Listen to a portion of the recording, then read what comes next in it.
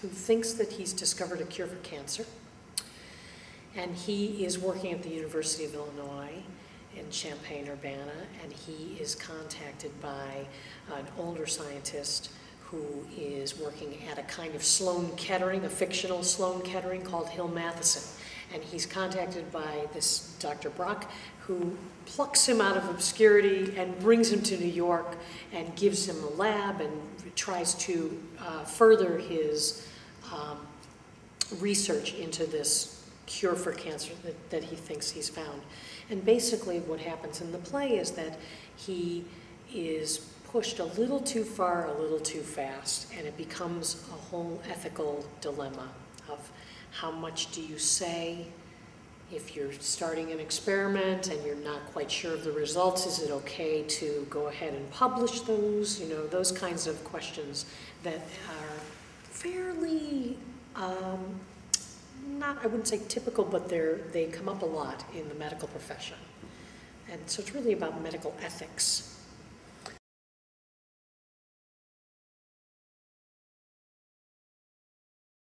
I think this play is really about the personal ethics as pressurized by the profession.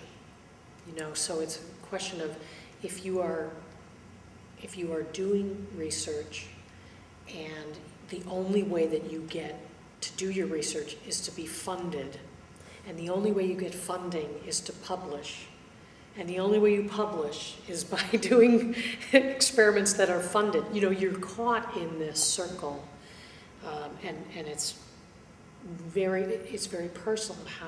How much do you say at any given point in a process?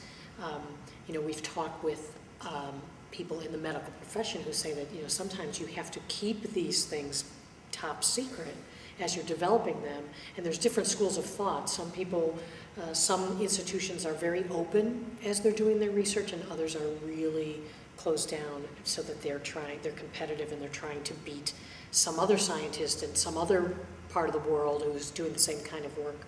So in a way, it really comes down to how one's ego measures up against your idealism and wanting to do something for the greater good. When does that greater good get subverted for your own ego because you think, well, I've got to, you know, I have to be published, I have to make this mark. And when does that become more important than actually finding the cure? And it's very difficult because they're very much in line, because if you find a cure for cancer and you win the Nobel Prize, you know, those things go hand in hand. But the play, I don't think it's an indictment of anything this pharmaceutical or the medical profession. It's really just saying, how do we handle ourselves when we're in the gray area?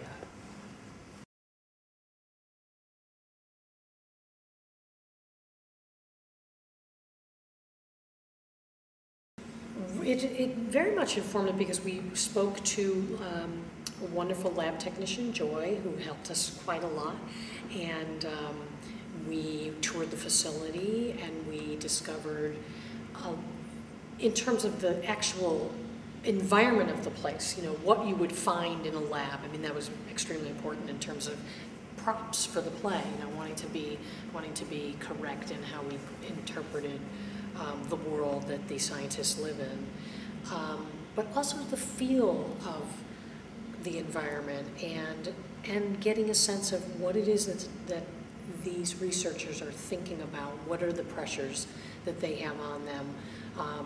So it was everything from looking at an actual. There's a diary that's talked about in the play, and there's something called raw data, and we were like, okay, what are these things? What would a scientist's diary actually look like? And then we modeled our props in the show after what we saw. So it was really helpful to both talk to people who are in the medical profession and doing what we're trying to portray on stage, and also in terms of the scenic design and prop design coming up, because we felt like we had to create that it's a very clean world. you know, obviously, it has to be.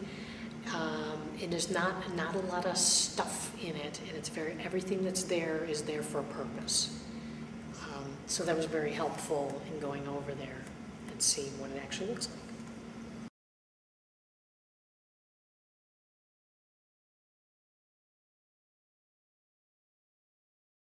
like.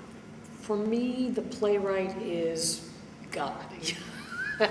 So I look at the opportunity to actually speak to the playwright and say, what did you mean? And the actors have questions like that too, where we come up with questions and I call them and I say, Bob, tell me about this moment. What is your intention here?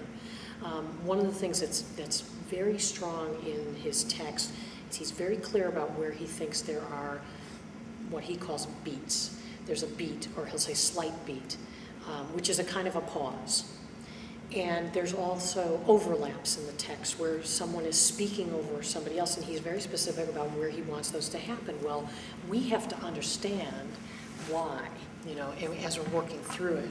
And there's the technical part of it, which is literally figuring out how to do an overlap. And then there's figuring out, well, why? What do I need to hear in order to go on to the next sentence? And that's very much in the style of his writing. And when he writes beat, we say, okay, why is there a beat there? What's going on in that moment? But we've had a lot of questions as we've gone through. It's a fairly new play. I think this is the 4th production, so Bob is still working on it. He'll be here for our tech rehearsal and our preview process, which will be very exciting. I love working with the playwright. You know, when you're working on Shakespeare, you know, you have all the scholars that ever wrote about Shakespeare, and you can read all that, but you can't turn to William Shakespeare and say, hey, what do you mean by this? You know, and I love being able to ask. And sometimes when you ask a question like that, the playwright, either they may not know what they meant, or they may realize that, oh, there's something missing from the writing, and they need to adjust the line. So we've had this, as it's been done 4 times, it's been proven a lot at this point, but there have been some changes that Bob has made through our discovery process where I've said, well, you know, this moment doesn't seem to be working, we might need another line here or another something, and he's gone in and looked at that and written a new line. So I love the process of working with the playwright.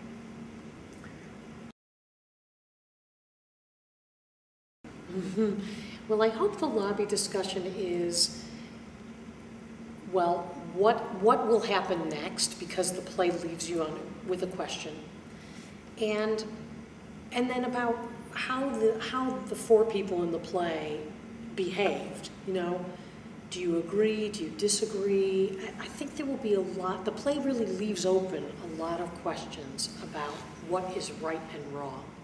It's extremely gray.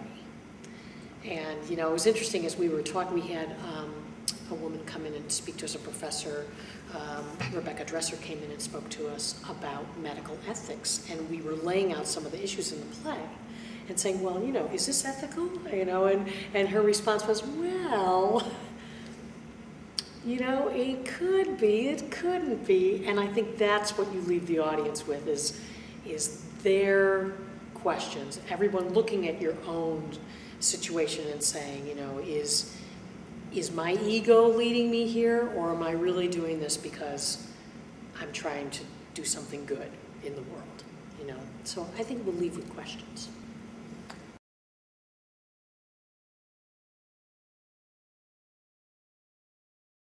Not at all, not at all. In fact, I think there's enough science and explanation in the play that anybody can come in and follow what the story is. And I think that's really on purpose, because it's a universal story. Even though it centers around a particular field, I think it can apply to any field. So there's absolutely no research that needs to be done before one comes to see the play.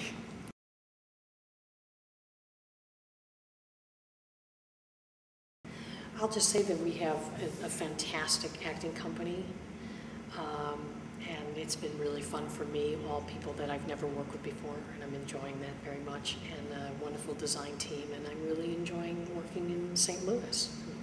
Thank you for the warm welcome.